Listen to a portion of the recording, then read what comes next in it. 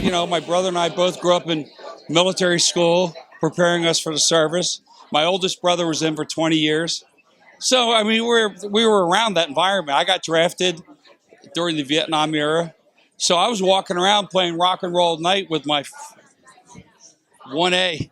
I was ready to go, man. So, but it didn't happen. You know, by that time, you know, kind of war became unpopular. You know, a lot of boys died over it. So hopefully we've gotten smarter. I mean, and people are better to veterans now than they were then. I mean, guys would change from their uniform to their civvies, you know, because people would ridicule them, which was weird to me. I mean, because when I was a kid, the guy lived next door was in the Spanish-American War. I'm 72 years old. Remember 1960, when I was 10, a World War I vet was like 60 years old. So, I mean, so you're around, everyone was in the military. I don't give a shit who you were. They all served. And, you know, it takes a lot of courage to, you know, go out there and face battle. So, I mean, it's important. It's important. It's important for the character of the country, you know, to honor the right people, not the wrong people.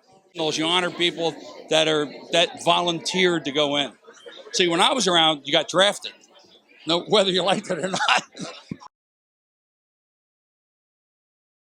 Coming out in April on Paramount Plus, my whole family. So that's going to be, they say it's going to be a big show. We'll see. Called The Family Stallone. That'll be crazy. Like Uncle Tanoose from Danny Thomas show on the show. Well, I've been supporting Suzanne's events for some time now, so I'm always excited to be part of them. Yeah, I love what she's doing for the veteran community. I mean, really, they're the real celebrities, you know. So any chance I get to get out and honor a veteran is a good day for me. Movie coming out called The Channel, which comes out this summer.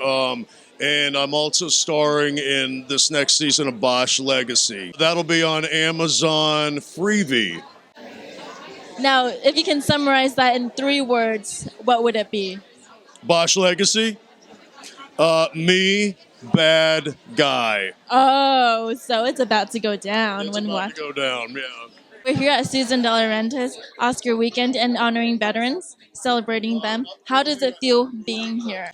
It means a lot. I'm here and able to give one of the awards to one of the veterans here today, and it means a lot to me. Veterans are so under-recognized, and it's one of the most important things, and we need to be able to recognize without veterans, we wouldn't be here as a country. Do you have any family who are a part of the military? My father was in the Air Force in the 60s, which is kind of cool, and he's always been one to reminisce about what he's done for this country, and I just think it's so important that we just recognize the things in which they've done. So how does it feel being able to honor one of the veterans and present them the award? It feels really good. I have to be honest. I mean, to be honored to do this meant so much more to me than you can ever imagine. The thought that they thought enough of me to be here means everything, and I'm honored to do so. I'm involved with the film Scars, and so that's how I heard about this event. But I'm really excited that we're having a gala honoring vets, yeah. Mm-hmm. Do you have anyone in your family who served in the military? I do, actually. My grandpa served in the military, and he was in World War II, so which is really special.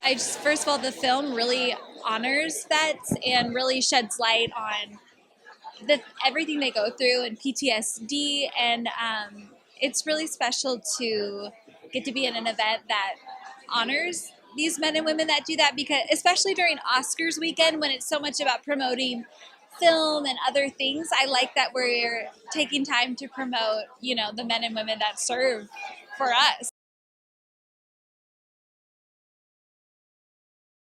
It follows there's a lot that happens, but in a nutshell, it follows a guy that he ends up fighting in combat and then, you know, comes home and deals with a lot of PTSD.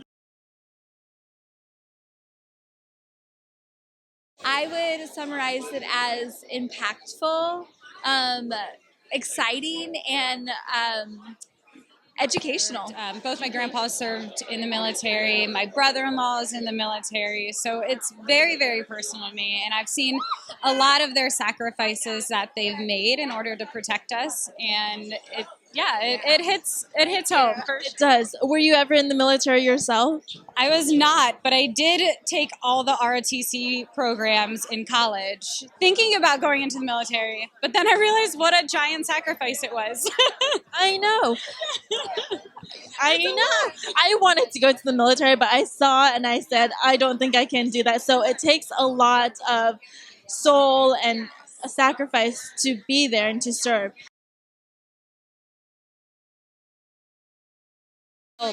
So proud to be in something that I knew would represent both my grandpas so well. And they're both have passed away. But if they knew that I was in this movie and then could watch it, they would be so insanely proud that I'm in something that has so much power and meaning behind it. Oh, it is such an honor to be here, and I have a lot of family members that were veterans, and recently I lost one of my dearest friends that was a veteran, and God bless him, he was almost 99 years old, and he was one of the last World War II fighter pilots, and the most amazing man, and I am here in support of him and all the other veterans. What a wonderful cause, and I'm just honored to be here to help Suzanne support them.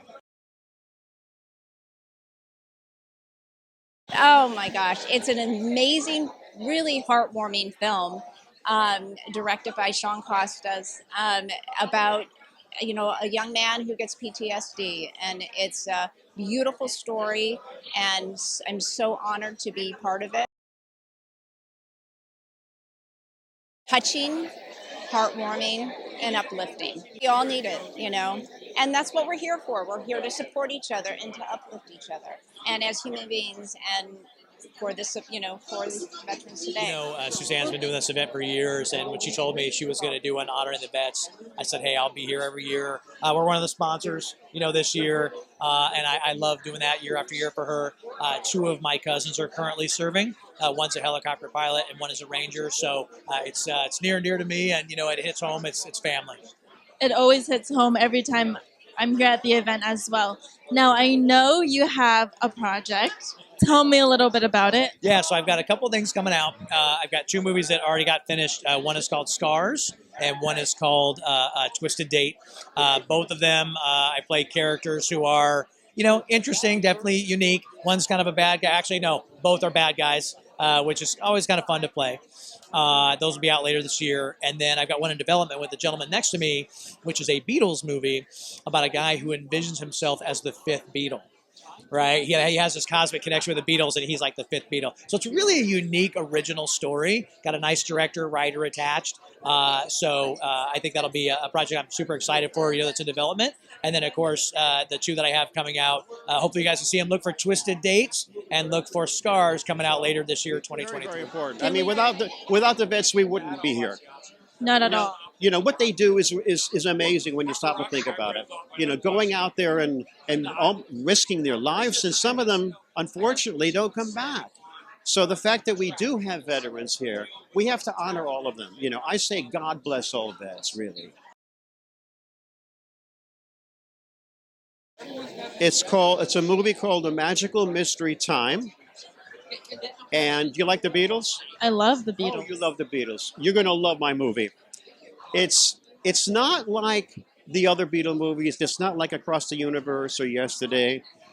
It takes place during the 60s. It's based on a true story about this teenage boy who's so knocked out by the Beatles that he wants to be a Beatle. And he thinks that he knows the Beatles. He thinks that the Beatles know him. When he hears the Beatles songs, he thinks that the lyrics that the Beatles are talking to him and giving him messages.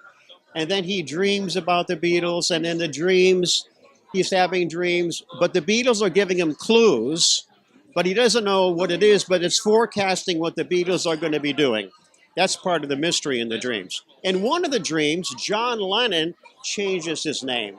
And John Lennon says, okay, now you're one of us.